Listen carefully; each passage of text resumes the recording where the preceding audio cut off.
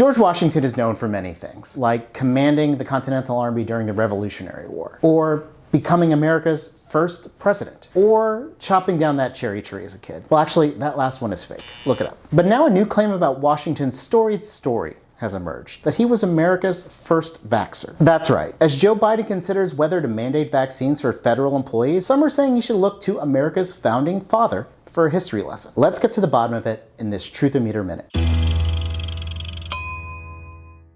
Hey everyone, I'm Aaron with PolitiFact. Be sure to subscribe to our channel when you have a second to see more videos like these. This week, we're checking an image we saw on social media. Here it is. Fact check.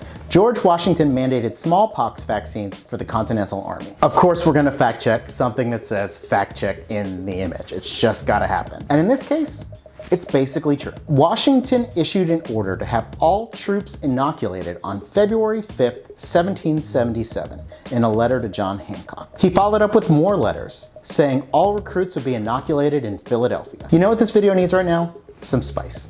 Here's the History Channel. In that day and age, it was normal that armies lost more men to disease than they did to battle.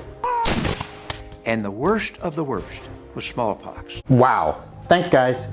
And special shout out to the makeup department for making that smallpox look very, very real. Back then, the inoculation process was called variolation, not vaccination. And that was named after the virus that causes smallpox, the variola virus. Now, this isn't pretty. It involved exposing people to the virus either through scratching on their arms or by having them inhale it. Not good. And as you can imagine, it was quite dangerous, but still a lot less dangerous than getting smallpox. In one study from the time, 2 to 3% of people who were inoculated died, compared to 20 to 30% who contracted smallpox naturally. Eventually, variolation was replaced by vaccination, and it worked. There hasn't been a known case of smallpox in the world since the 1970s. All right, so the claim again is George Washington mandated the smallpox vaccine for the Continental Army. It wasn't technically a vaccine, but the rest of the story basically checks out. We rate this claim mostly true. That'll do it for this week's Truth-O-Meter Minute. If you have any vaccine questions, send them along to truthometer@politifact.com.